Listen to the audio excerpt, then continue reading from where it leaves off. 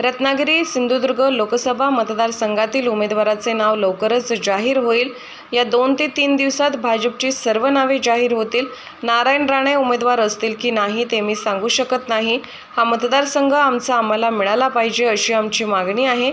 योग्य वेळी उमेदवार जाहीर होईल आणि आमचाच उमेदवार जिंकेल। पक्षाचा नेता म्हणून मी सध्या फिरतो आहे। आमच्याकडे आदेश देत नाहीत, नाव जाहीर होतात।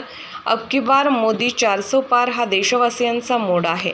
रिफायनरी आम्ही करणारच। हा प्रकल्प होणे रत्नागिरीच्या लोकांसाठी आवश्यक आहे। उद्धव ठाकरे यांचा रिफायनरीला विरोध हा राजकीय आहे। समजायची काही गरज नाही आहे।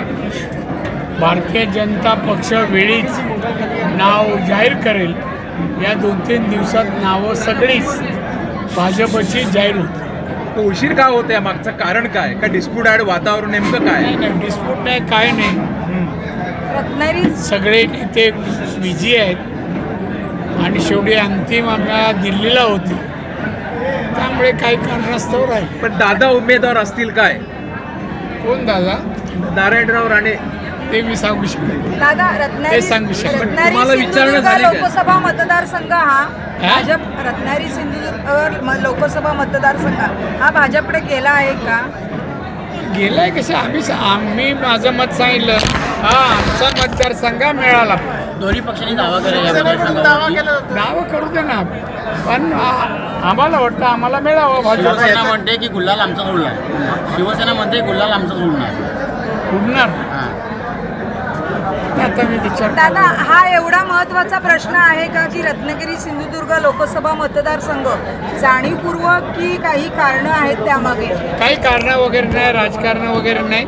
योग्य वेळी उमेदवार जाहीर होईल आणि आमचाच उमेदवार जिंकेल अशी परिस्थिती आहे। दादा उपस्थिती पाहताय दादा, आपण आपले रत्नागिरी जिल्ह्यात दौरे वाढलेले आहेत, सिंधुदुर्गला दौरे वाढलेले आहेत, मग आपल्याला ग्रीन सिग्नल मिळालेलं आहे की तुम्ही कामाला लागा म्हणून? नाही, कशाला? मी पक्षाचा नेता म्हणून माझं काम आहे।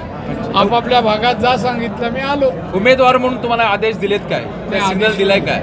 आदेश आमच्याकडे देत नाही, आमच्याकडे नाव जाहीर होतं। दादा, तुम्ही इच्छुक आहेत का पण उभे राहण्यासाठी? तुम्ही कसा प्रश्न विचारता? प्रश्न काय? पक्षाने जर सांगितलं की बाबा हा उमेदवार आहे आणि त्यात आपलं असलं तर आपण काम करायचं। दादा, रत्नागिरीला एवढा वेळ का लागतोय जाहीर व्हायला? कारण यापूर्वी जे बाकीचे जे मतदारसंघ आहेत तिथे नावं खूप लवकर डिक्लेअर होतात आणि इथे का असं झालंय की उमेदवार घोषित करायला इतका उशीर होतोय? नाही, काय उशीर होत नाही, अजून तारीख संपलेली नाहीये, त्यामुळे या 2 दिवसात होईल। प्रचाराला दिवस मिळतील का आपल्याला? नाही, त्या रत्नागिरी सिंधुदुर्गाच्या जो उमेदवार त्याची कॅपॅसिटी आहे, दिवस कमी लागले तरी विजय खेचून आहे। साहेब, निवडणुकीच्या अनुषंगाने महत्त्वाचे जे प्रकल्प आहेत रिफायनरी सारखे, त्याच्यावरती काही चर्चा? रिफायनरी आम्ही करणार, 3 लाख कोटी खर्च होऊन रिफायनरी होणार आहे। त्यामुळे रिफायनरी होणं रत्नागिरीच्या लोकांसाठी अतिशय आवश्यक आहे आणि एक रिफायनरी आल्यानंतर शेकडोनी छोटे मोठे उद्योगी येणार। त्यामुळे रिफायनरी आज जगात अनेक ठिकाणी चालू आहे, फ्रान्स अनेक ठिकाणी, कोणाचं काही झालं नाही। आणि हा उद्धवला म्हणा की जे काही विरोध करतात त्यांना रिफायनरीचं काय माहिती आहे? हा विरोध राजकीय आहे। विनायक राऊत परत रिफायनरीच्या मुद्द्यावरून वक्तव्य करत असतात। जाऊ दे, नको नाव घेऊ नको, आजचा दिवस चांगला जाऊ दे।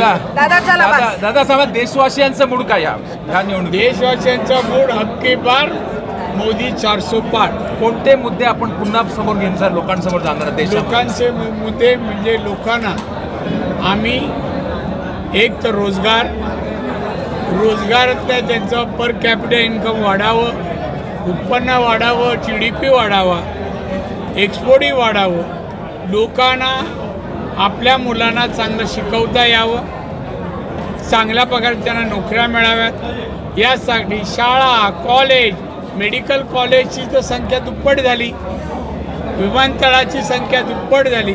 तर आमचा प्रगतीचा जो वेग आहे हा मोदी सरकारमुळे एवढा वाढलेला आहे आणि त्यामुळे भारत विकसित देश होणार आणि समृद्ध देश भारत होणार।